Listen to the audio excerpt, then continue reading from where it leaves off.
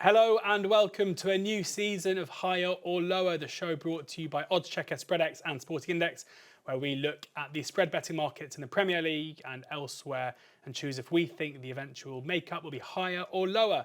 I'm your host, George Elek, and as was the case last season, despite me campaigning for a newer, bigger name, I'm joined by Jack Wright and I'm joined by Dan Worth.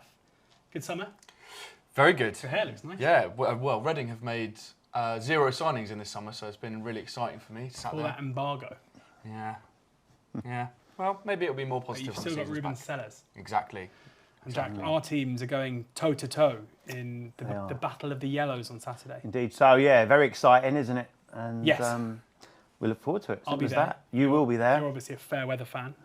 Indeed. Do you have enough points on your season ticket to get an away game? I know. I'll listen on my transistor radio. I'm going to be there. I wouldn't say I'm overly confident, but That makes two of us. No. This is the first show of the season. Delighted that we'll be back for the 24-25 season. We're recording 2 pre-season shows, or outright anti-post shows. The first looking at the point spreads for teams in the Premier League, and then after that we're going to record another show looking at the player goals market, so make sure you check those out. If you don't have a SpreadX account, you can sign up in the link below with the new customer offer there, and T's and C's will apply, so make sure you check those out.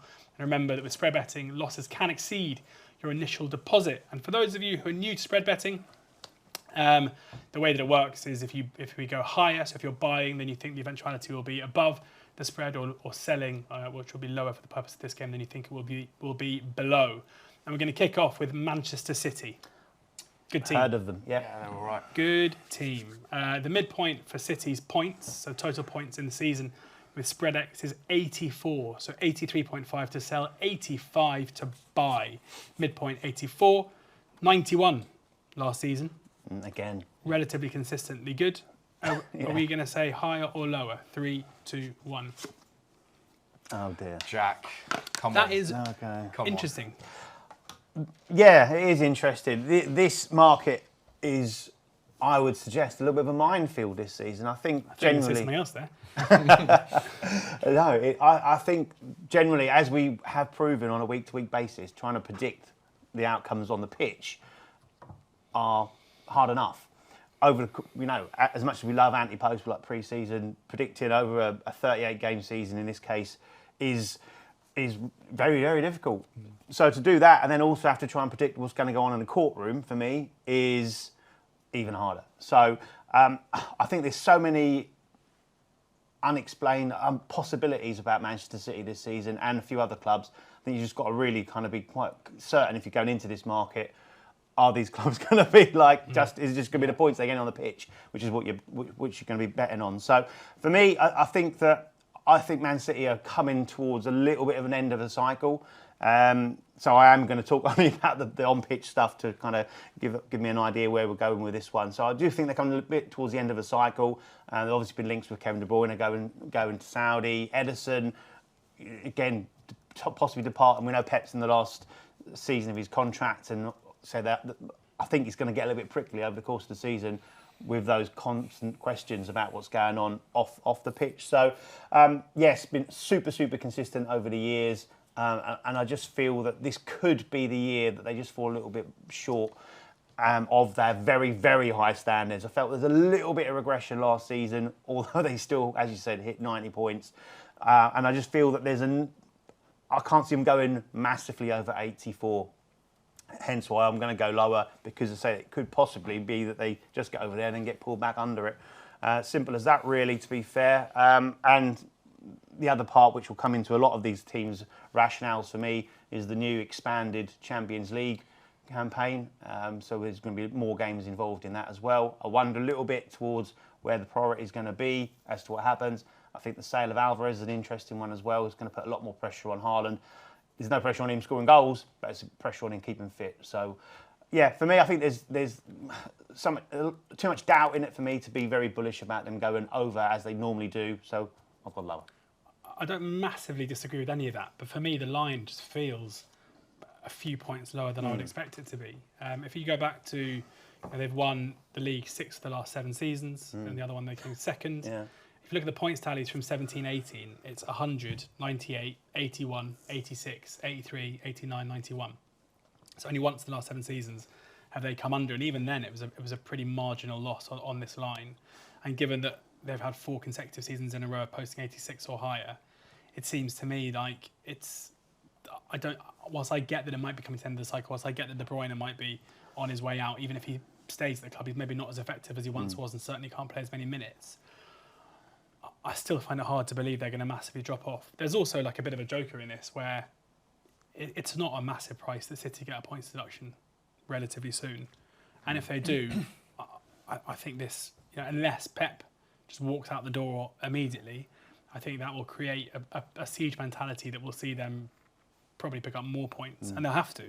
If you think of it like a horse race, generally City end up crossing the line pretty unchallenged. Obviously, they've had a couple of times where they've been neck and neck with Liverpool and just got clear. But if they do get a deduction, then they are going to be surrounded by teams, no matter what that deduction is, way more than normal, and they're probably going to hit the line a lot harder. So, yeah, I think it wouldn't be surprising me if this is Pep's last season. It wouldn't surprise me if we are coming to the end of a cycle. But given they've hit 100, 98, 93, 91 recently, I think I want to be on the high side of this one. Yeah, I completely agree. Pep's last season because he's taken the England role. I mean, I wouldn't rule it out. It would be fantastic if that was the case. A manager who's had real difficulty getting over the line in knockout tournaments away from domestic. All right, come on. Start of the season, let's be positive. I know, I completely agree. Also, I wanted to say, I don't know if either of you cleared this off, but points deductions don't count in this market. So I'd almost argue if they did get a points deduction, I think you were saying 16-1 for relegation now. Yeah. Wow. Yeah, that's wild. It would be good for business for me. Yeah, for sure. I agree with you that if they do get a points deduction, they'll obviously have to win more points, and City of any team in the league are the most capable of doing that. I also agree, I know we're going to come on to Arsenal, but if Arsenal, as a lot of people are suggesting on X, etc., this is their year, I think that probably suits City in this market because they will go toe-to-toe, even if they fall short. I can see them finishing above 84. As you mentioned, the only time in the last 7 years they've come under this was 81 when they finished second.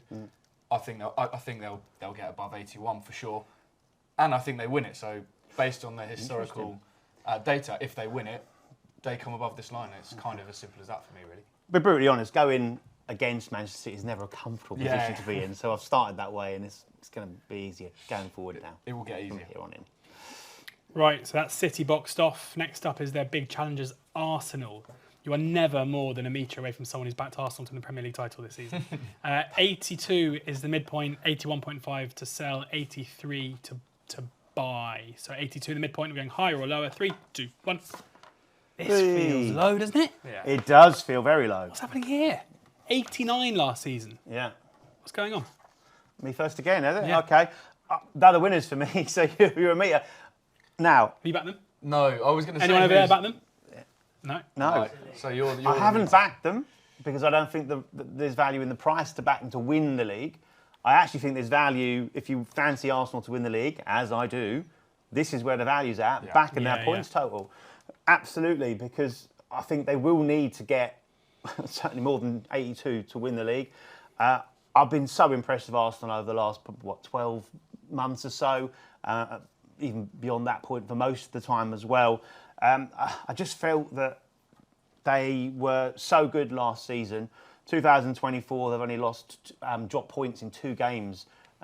Incredible run at the back end of the last season. They won 16 of the last 18. They drew away at City and they lost at home to Villa, didn't they? They're the only 2 games they didn't win, say, in 2024 in the league. And I think 2 seasons ago, they crumbled, didn't they, under the pressure. And last season, they absolutely stood up strong to City. Couldn't have done any better, couldn't have done any more, really, than what they did do and fell just short. And I think that this year, they will build on those very, very strong foundations, which I think is key for me, is that Arteta's obviously been well established in that role now. I think he's improved over the last 2-3 seasons. He's got a fantastic relationship with Edu. They've got a clear structure and plan in place as to their recruitment and then what is happening on the pitch. Arteta's getting his players that he wants to fit into the system that he wants to play. those strong foundations relay onto the pitch, where they have the best defence in the Premier League last season, conceded the fewest goals, kept the most clean sheets, and what they've gone and done is built on that, haven't they? They've added that, added to that. Calafiori, thank you, yeah. And also, they've got Jurien Timber coming back, which effectively is going to be like another new signing for them as well. More versatility across that back line. So, superb in all areas, and I think they kind of stumbled. One slight element of, like, possibly call it, is stumbling on the fact that Kai Havertz could be the answer to that kind of number 9 role that they were looking for to a certain extent. But yeah, for me, I'm expecting a massive season for them. I fancy them to actually finally get over the line, a bit like Liverpool did with Man City going toe-to-toe and then finally getting that win. I fancy this to be Arsenal's season. And as I say, I think the price is factored in fixed odds-wise as far as that points deduction is concerned, possibly for Man City. The value is certainly here for me in Arsenal points total. Yeah, I totally agree. It's interesting to see that both City and Arsenal's, obviously there's a bigger downside than an upside because the line is so high, but it's interesting that they're both significantly lower than last season because it completely goes against my perception of the league this season, which is Liverpool, I think, will be weaker. I don't want to give any spoilers away other teams are going to be talking about, but it feels like a weaker league to me, and that translates to more points for the stronger teams, especially those who pick up more points. I wonder if it might be to do with the Champions League format and maybe those teams in the Champions League struggling to acclimatise, but Arsenal have got a big squad. They had a Europa League separate team when they were there a few years ago, and they've still retained loads of depth in key areas. I can't really understand why they would drop off significantly from last season. And I think there is big upside here. We see teams in the Premier League post kind of 90 plus fairly regularly. It would be a massive drop off if they were to suddenly be posting a number in the 70s or even below that. So, I'm totally on board. I think Arsenal are a good thing in this market and would be one of my strongest fancies. Yeah, I agree. This is the biggest advertisement for this market, I think, over fixed odds. This feels like a really good opportunity against the fixed odds market, which, I've just said I don't think they'll win the league, so I won't be backing that. But I would take this because, as we've seen last season, they can go well clear of 82, even if they don't win the league. So I'm very happy with higher here. You mentioned about cycles in your Man City rationale. Arsenal are almost the complete opposite. All right, they're not starting fresh because they've had the last 2 seasons of Arteta, and he is starting to clearly improve the squad. Decent business they've made this summer, I'd say, as you already covered. So I think, if anything, they'll go better than last season, as I've already alluded to a couple of times. I don't know if that's quite enough to beat City. Have you guys heard the pickpocket story? Yes. Incredible. I absolutely hate it. You hate it? I haven't heard it. Arteta hired some pickpockets at the latest Arsenal dinner to go around the players and have a little swipe from their pockets, and at the end was like, that's exactly why I need to stay alert this season. What's up with that? Me and George agree again. He might be a brilliant tactician and a brilliant manager, but I think some of the weird stuff he does has actually no impact. It's just like the light bulb, isn't it? Anything, yeah. It's just like the light bulb. It's pathetic. Anyway, we're all agreeing higher here for Arsenal. We are. Because that's the closest I'm ever going to come to being Sam Allardyce, I think. Anyway, let's hope that we don't get pickpocketed by Arsenal by buying it. 83. Chelsea next up. It's all changed at Chelsea. Maurizio Pochettino is out. Enzo Maresca is in. Enzo Maresca, with his first full season in English football management, last season taking Leicester to the Championship title, but doing so whilst being not particularly popular with Leicester fans, which is interesting, and they weren't too sad to see him go. 66 points for Chelsea. They got 63 last season, what was deemed a pretty poor return. So 67 to buy, 65.5 to sell with Spreadex. Are we going higher or lower than 66? 3, 2, 1. Obviously. Dan, you can go first. Well, you mentioned Maresca. I'm not overly enamoured by that appointment for Chelsea. Chelsea fans are not the most forgiving.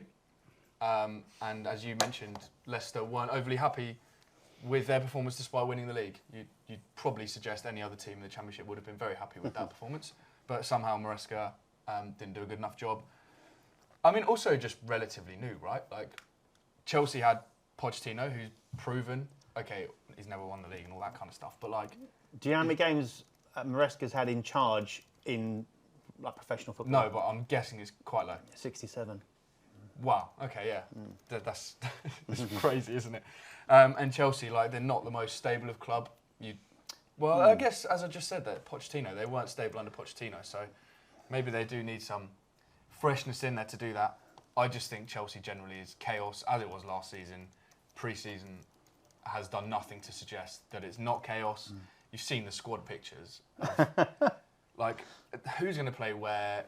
Who are they getting rid of? Who are they? Well, hopefully not bringing anyone else in, because there's surely no more space in the change room. Of course, there's room for a couple more keepers, aren't there? Yeah. Only got 7. Just in case the first 7 get injured, they do need an. Every time they buy a keeper, I'm like, oh, it must be £20 million. Right, okay. Yeah. 20 million. Well, the money's endless. You've got to give it to them. This is just a long way of me saying that I think it will be a bit of a repeat of last season. I don't see anything really that suggests they'll do better than the 63 last season, so lower. Yeah, couldn't agree more. Pochettino at Chelsea looked to have turned it around. And they went, oh, no, we can't be having that. I actually had Chelsea on my radar towards the back end of last season. I was liking what we're seeing. We'd seen it. We talked about it all last season, didn't we? The numbers, the underlying numbers were there. The chances were there. It was kind of slowly taking shape. And then it seemed they ended on fire. It seemed like, yep, right, it's clicking. They've got the players there. Pochettino's got his views across. We're good to go. And they're on my radar to be that side that could go and challenge this year and be the one to be on pro about. And then, so that got ripped up, and in comes Maresca, and say 44 players in the first team squad at the minute and counting. 1 win in 5 in pre-season, conceded 12. You can't read too much into it, but you want it to see some kind of positive shoots, because I think the performances have been as bad as the results. So it just wonders what's going on there. He's commented on the fact about their defensive errors and mistakes. And he said the best way to sum it up is it just seems a complete and utter carbon copy of what we saw at the start of last season with a far less experienced manager. And I just feel that we're going to be getting into that situation where we are going to be watching them kind of go up and down over the course of the early parts of the campaign. And they just, fell under that, didn't they, last season? And that was with a very strong finish. So, yeah, I'm happy to go lower on the basis of can't expect much different this time round. Yeah, I think with managers, you can often, I think everyone has an opinion if a manager is adding value or detracting value from a team. And it seems like the general consensus amongst most Chelsea fans, or maybe some Chelsea fans, and certainly the Chelsea hierarchy, was that Mauricio Pochettino was having a negative impact on Chelsea's points tally from last season, whereas I would fundamentally disagree with that. Like, I think he was doing a pretty good job in difficult circumstances and was building something quite good.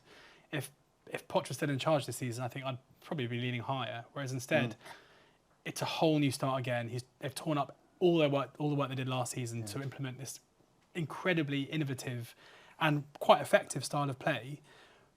But if Chelsea were, and that's why, if we were looking at like them investing complete faith and complete time in Maresca, I'd be like, I think this is going to be a season where they might struggle, but then they'll build towards it. But there's no sign that Chelsea will do that. There's no evidence to suggest that they're willing to give a young manager the time to do it. And I think that given that Maresca is at best prickly when things aren't going well, it's got the recipe for a disaster. Like Maurizio Pochettino, who is incredibly media savvy, like really popular at most clubs that he's been to as a person, like seemingly a very effusive, like nice guy, still managed to alienate himself from a lot of Chelsea fans for lots of last season, so they got better at the back end of it. And so if that's the case, then I think Maresca is going to be, I think there'll be issues unless they get off to a very quick start. They've got an easy start, haven't they? So. Yeah, exactly. So, the style of play will be quite fun. I think they'll get picked off really easy to start with because it takes time. Unlike with Leicester, where they had the best squad in the league, or one of the best squads in the league by miles, they now have a very talented squad, but not a squad necessarily you look at other teams they're going to be playing against. Like you cannot, playing out from the back against some bottom half championship teams, you don't get punished. Even against mid-table Premier League sides, you're still going to get punished very quickly. So I'm really concerned for them. One team that haven't changed their manager, despite lots of speculation that they would do, is Manchester United. With Sporting Index, they are 64.5 to sell, 66 to buy. So the midpoint is 65. Eric Ten Hag's United. Are we going higher or lower? 3, 2, 1. We'll agree again. Sweep again. Jack? Yeah, I think that, so Arsenal talked about having that absolute stability, and most of the other sides not having it and being uncertainty about it. And the one side that you probably expected there to be change and needed change have gone, oh no, we'll stick with that because it was so much fun last season.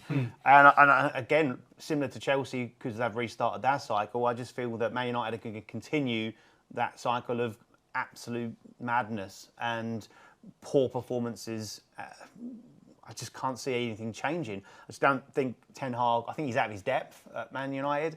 I don't think that's going to change this season. I think he probably would have been gone if he hadn't won the FA Cup. Yes, they kind of turned up on the day, but I felt that Man City, it was a bit of a 50-50 as far as Man City just didn't turn up. And that's probably saved him his job. You know, obviously there were strong rumours with Southgate going in there. I think possibly the fact that he's clearly not available at this moment in time has possibly also been a reason they've gone, well, we'll just keep with this for the time being. There's no point getting someone in that we don't really want to probably be in the same situation again.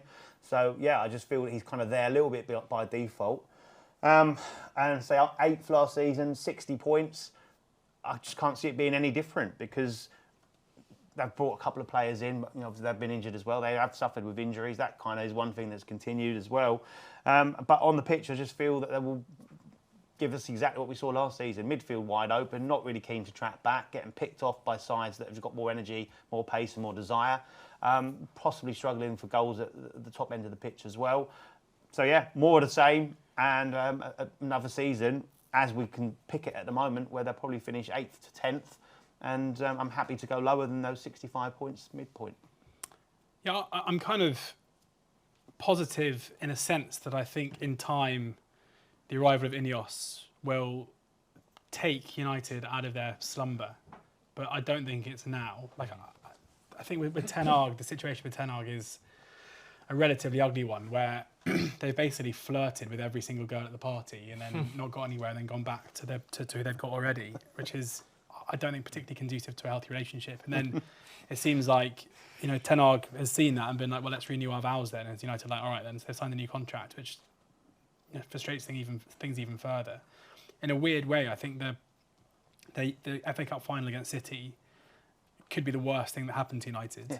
Like, obviously from a point of view of like they won a trophy, amazing day out for the fans. I get it, like brilliant. But the narrative went from like Ten Hag has to go to like maybe he doesn't have to go. Maybe we're okay. Yeah. And that is, you know, to completely shift the strategy off the back of one game. When there's been a real body of evidence throughout the season that things aren't okay, is not the way to go about things. They brought in signings who may be good for the future, and obviously the centre-back has got injured immediately. Højlund's out for the first 6 weeks. There's still a real lack of quality, I would say, within the squad. So, yeah, I think in time it might be okay, but I think for this season I'm struggling to find a reason why United are going to suddenly turn it around. Yeah, I agree. Not really much more to add, but 60 last year, I've not seen anything that suggests they'll go above that, especially not 5 points and more above that. Yeah. Seems really high to me.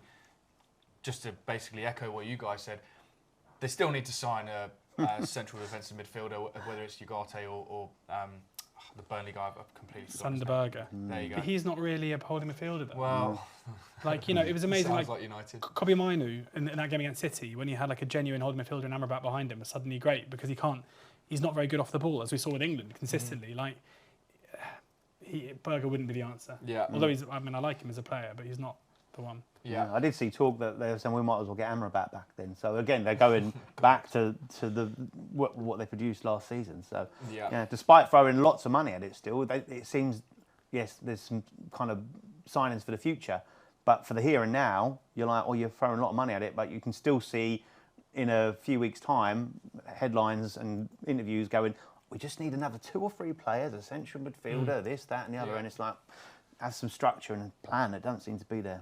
And this is the thing you mentioned about the goals. Fernandes is the bookies' favourite to be their top scorer, which is like a big red flag for me. And it's not taking that long, but that's not sustainable. He can't be their top scorer if they're going to push on and get 65 points. Yeah. They've got Højlund, who's injured. They've signed Xerxes. Yeah. Is that good? I think so. But yeah, he's. I don't even think he's in the top 3 in the bookies market for top scorers. So. Well, it's the same kind of process that Højlund came in off the back of scoring a few goals. He's not got much experience. Just talking about Maresca's experience as a manager. You know, they're signing players that haven't really had much experience and putting big money on them, a lot of pressure to come over to England for the first time. Not many players can hit the ground running that way. And say Højlund showed signs of being a promising talent last season, but not a absolute 15 to 20 goals a season Premier League striker. And I think we'll see the same thing with Xerxes as well. And again, you hear stuff that's kind of they're now falling back to, Rashford's looked quite sharp in pre-season. Yeah. And you think, we're back to that one again as well. And, you know. Yeah, pre-season. Don't get me started. 2 more teams we're going to cover off in this Premier League points show for higher or lower. Looking at Aston Villa now, Champions League Aston Villa, to use their full name. 60 is the midpoint, 59 to sell, 60.5 to buy. 68 last season they got. Very nice. Very good tally. But good. Are they going to be a Newcastle? Let's find out. Higher or lower at 60, 3, 2, 1. Oh, I'm actually a bit surprised that I'm on my own. I really want to sell. But I just think it's low. It's a low line, you know. It is low line. Yeah, You've gone under. I have gone under. Yeah. Like, what's the interesting thing about this line is that for me, presuming that Villa don't go far in the Champions League, I think if Aston Villa get 59 points, so it's a 1 point profit, I think Unai Emery's stock drops massively, and everyone's like, that's a poor season. He set the bar, hasn't he? And that's the danger. So yeah, 68 points, which was last season regarded as a massive overperformance. And I think as the season went on, it was like, oh yeah, Villa's a great start. Oh yeah, they're doing really well. Oh, they still kept going. It was waiting. Can they win the title? Yeah, and then like but I think for me that I've looked at it at 68 points, and it's very hard for me to go against Unai Emery because I actually love Unai Emery, and I think he's a great head coach, great manager, and loved what he did with Villa last season. I think that opening run of form, that home form that they had, I just feel that probably won't happen this time round. Those sequences they put together and that great run they put together might be a little bit unsustainable this season. The expanded Champions League is one of the main parts of my process because of where they go into that process. They're going to have to play 10 matches if they're to get to the round of 16. 8 in the initial league format, and then effectively like a playoff, I believe, and then into the round of 16. So instead of the 6 that would normally be, you're closing on to double that. And I think that might just stretch what they've got a little bit too much at this moment in time. Obviously, a lot went on to Ollie Watkins last season. Can he reproduce that? England hero, Dortmund hero, Ollie Watkins. Indeed, that's the guy. One of the greatest moments of live sport I've ever seen. Yeah, I'm sure it was. And you were there. That's live, yeah.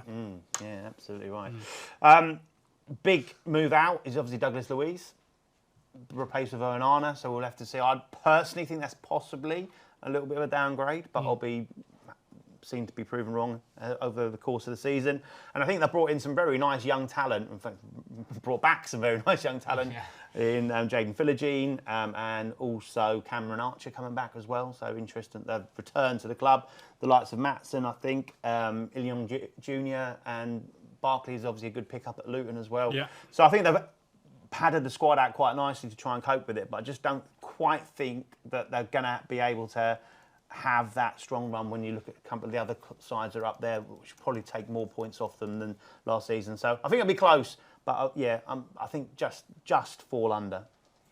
Yeah, it is close. I just don't know if the Champions League is worth losing 8 points, if that makes any sense. It's a weird way of me saying it, but like I don't think they're going to get fewer than 8 points just because of the Champions League. I think Emery, well, you said it, he's unbelievable. He's great. And he's making it clear, or he's made it clear that he wants more. Like, he wants to replicate and go above what they did last season. They've made some decent signings, and I personally don't think they're going to get in the top 4 this season. But you say that as if it's like a shock. Like well, it's not a massive shock. They are. Villa fans probably will. Let me just go on to www.oddschecker.com. Yeah, that's a good website. And tell you that Aston Villa are 7-2 best price. I'll take it. For a top 4. Oh, you take it? No, definitely. No. I thought you meant not to get in the top 4. Everything's got a price. Yeah. Everything does have a price. The question is, are they going to get top 6? Yes. Because I think that's where they've still got to set the kind of bar. I know they've already broke that obviously last season, but I think you've got interesting to note, really, Spreadex's fixed odds offering their top price on Chelsea, United, Tottenham, Newcastle and Villa for top 6. So check that out too. Yeah, very good. Well, I think as well, just to throw it back to the last 2 teams we've spoken about, we've gone lower at 66 for Chelsea and 65 what I for Man United and higher for Villa. So that suggests top 6. They'll finish above both of those two teams that are going to have poor seasons. Yeah. I think, yeah. I feel pretty confident that they'll get over 60. Just basically because of Emery. Basically just because of Emery. I mean, I basically think that this market looks a little bit like it's being priced up on reputation rather than actual evidence. Like for Chelsea United to be 5 and 6 points higher than Villa, despite what we've seen over the last 18 months, I don't really understand. Like Villa to me look like a better football team. Europe plays a massive part in this, though. That is my one big concern and why I assume we're seeing them a fair bit lower. And we saw with Newcastle last season that like it does have an impact when you're having to, a squad that hasn't been built to play Champions League football. Having said that, they had the Europa Conference League last season, so they were playing like Sunday, Thursday, fairly regularly, and they were able to cope with that pretty comfortably too. So it shouldn't be that much of an issue. Also, like, I still don't think it's necessarily for all the talk of Newcastle and how they're going to, dominate. They will look to dominate English football in time. Like Villa's owners are unbelievably ambitious, and there is a lot of money being invested into Aston Villa in order to reach that.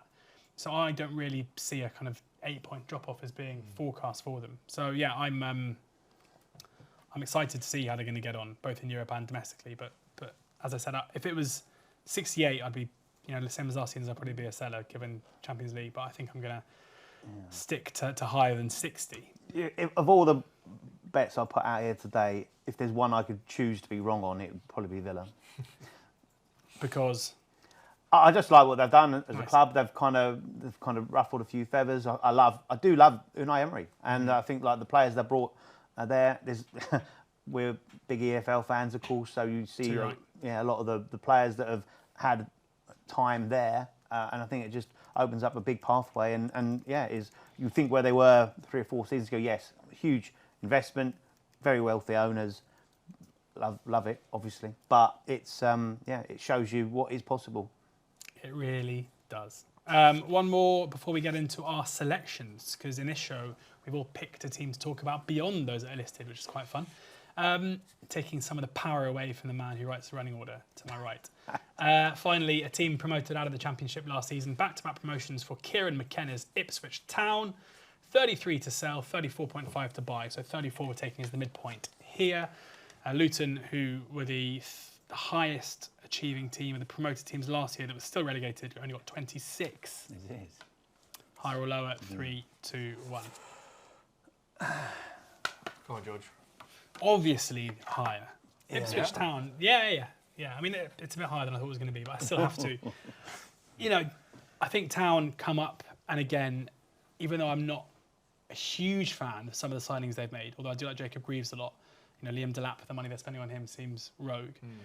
I think they have built up enough trust in my mind over the last 2 seasons to show that they know exactly what they're doing, and have to be seen as not only one of the best run clubs in the country, but also a club whose recruitment has basically been faultless so far. In Kieran McKenna, they got a manager who seemingly came very close to getting the United job and getting the Brighton job. The fact that he remains there this season, and I think will probably remain there till the end of the season unless things really go wrong for Ten Hag or someone else, is a massive, massive positive. I'd have really feared for them had McKenna moved on. He's someone who will, in time, get one of the top jobs, even if things don't go well for Ipswich this season, as we saw with Vincent Kompany last season. And crucially, you may say like Burnley came up and they were so poor. You may say Sheffield United came up and they were so poor.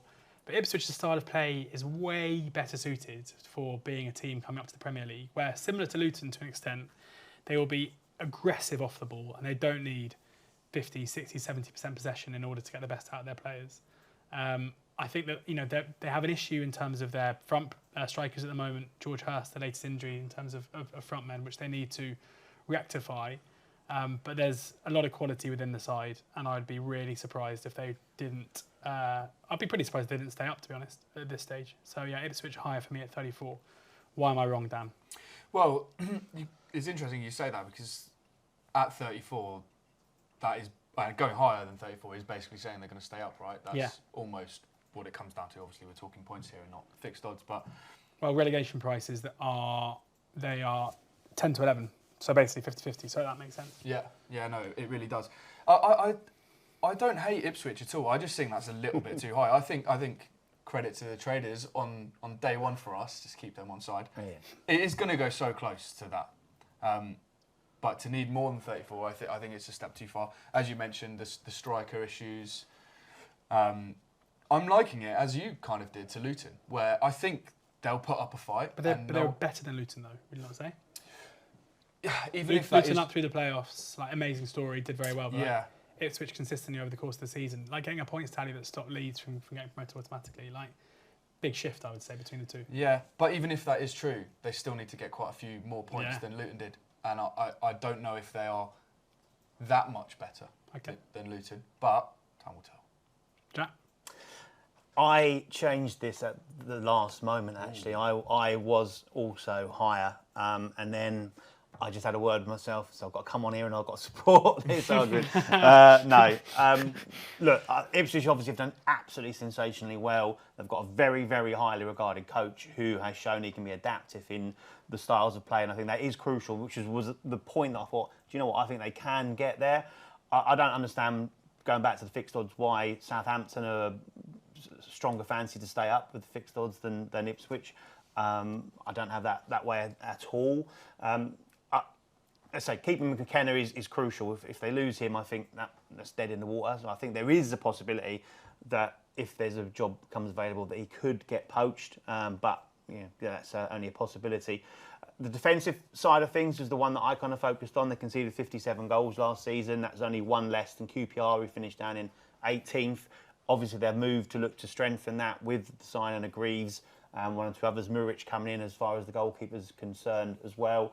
And I just looked at it and I just thought how impressive Burnley were in that promotion season 2 seasons ago, and they made mistakes which led to them getting relegated, but ended on 24 points, Luton on 26, and you could say Ipswich are better than them. They've come from League One from a couple of seasons ago, not changed too much. It's a massive, massive step up, and I just think that gap between the bottom 3 and Forest last season that ended on 36 points with a 4-point deduction is what we're asking them to do here, and I just think it might be a step too far, and I think there's more chance of them going decently under that 34, as was the case for the 3 last season, than going over it. So yeah, that's why I ended up switching to the lower brigade. Fool. 3 tips now from the Premier League points market. I think the way we'll do this is we'll go through all of the ones we haven't gone through, and when it's your tip, I want you to shout tip. Right. Okay. Yeah. Okay.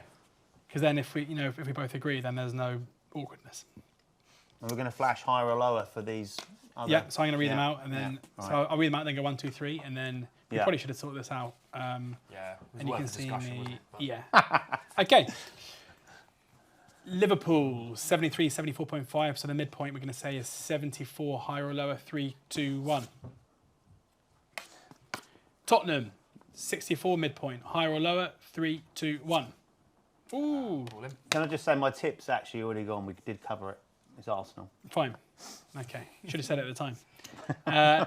Newcastle 63 is the midpoint, higher or lower. 3, 2, 1. Brighton 52 is the midpoint, higher or lower. 3, 2, 1. Tip.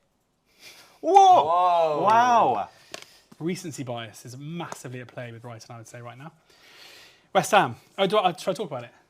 Go on. Have a few words. Yeah, I mean, Brighton back end of last season, they finished on 48 points. It was an aberration of a season. Like, couldn't have been worse the second half of the season. A manager in Roberto De Zerbi that clearly basically checked out and didn't really want to be there anymore. They've hired a new bright young thing of who I know very little about, but I think Tony Bloom and his merry men deserve a lot of faith in terms of what they bring in. And I still think the squad itself is very good. Like, it wasn't that long ago that Brighton were being perceived as possible, well, someone said they could challenge for the title, which was me on another podcast, but also top 4 challenges. And for them to be level with West Ham and Palace, I think there's just way too much back end of last season factored into that, and not an actual understanding of where Brighton are as a football club still. Like, a bad 6 months doesn't change that. So, heavy over for me. Okay. West Ham 51, higher or lower. 3, 2, 1. Palace, higher or lower. 49. 3, 2, 1. Bournemouth 45. 3, 2, 1. Fulham 43, 3, 2, 1. Brentford 43, 3, 2, 1. Everton 42, 3, 2, 1. Stan forgot the rules. Wolves 41, 3, 2, 1. Oh, we all agree, finally. Forest 38, 3, 2, 1. Leicester 34, 3, 2, 1. And Southampton 33, 3, 2, 1. Tip. Oh, there it is. Finally. Yeah. I mean, they go down, right? So there you go. I think that Southampton's get relegated at 5-4 with Spreadex. Spreadex had them 5-6, so they know. But on oddschecker, you can find a bit of odds against out there if you have a look around. Yeah. It seems like a massive bet to me. I think so. I mean, like, this whole market, whoever goes down is probably going to get half of their prediction, right? Maybe a little bit more than that. And I think it's Southampton. So I think that that like margin for profit is lovely, which is why it's my tip. There's also Russell Martin plays in a very particular way, where they will pass out from the back relentlessly. Pre-season, in my mind, doesn't matter for anything. Doesn't count for anything. But they lost to Oxford 2-0, and I don't care about the result. But it was more just they got caught out playing from the back consistently. We saw Burnley come up from the Championship and try and do that, and they were picked off relentlessly. Yeah. Russell Martin will know, as was the case with Vincent Kompany, that he needs to stick to his guns in order to get himself a better job going forward, because he needs to show that this is his philosophy on the biggest stage. I think they will come bottom. Yeah, I mean that Oxford one, as much as you say it doesn't count. Doesn't count. Martin himself was like pretty scathing of his team's performance. He's going to be. Yeah, of course. But I think calling a team weak like 1 week before, or 2 weeks, because we're a week ahead, aren't we? 2 weeks before the season, I don't know. It's warning signs. So yeah, I've gone on record this season saying Southampton to go down is my strongest bet in the Premier League. Oh, have you? Yeah, and for exactly those reasons. Yeah. I think there's so many similarities to Burnley from last season where they will continue to do the same and make the same mistakes. He's wedded to that and philosophy so strongly that I just think that and a very stubborn manager, and as you say, he'll want to show that that's how he plays at this level. So for me, 25 points they ended on when they got relegated last time. And would you say their squad is a lot stronger than that one? I don't think so. Do we know what the latest is with Leicester's points deduction? Because it hasn't happened yet, has it? No, they're rumoured to be getting the record, aren't they? They reckon it could be double figures. Yeah. But obviously it doesn't. So and it doesn't matter if it just plays a part. Because I was about to say Saints are 8-1 to finish bottom, but obviously Leicester favourites for that because we are anticipating a deduction incoming. That brings the first episode of this season's Higher or Lower to a close. Thank you very much to Jack. Thank you very much to Dan. Make sure you check out the Spreadex and Sporting Index sites where you can find all of those markets up there, amongst plenty of other anti-post markets ahead of the first weekend of the Premier League season. So do check that out. Click on the link in the description below if you haven't got an account with those guys yet, and make sure you set one up. And we'll be back in about 10 minutes. We're going to have a quick drink of water, and then we're going to go through some player goal spreads. So make sure you check those out on the oddschecker YouTube channel, and you can find those there. We're back for the whole season. Thank you very much for joining us. Remember that losses can exceed your initial deposit in spread betting, and do enjoy the Premier League season.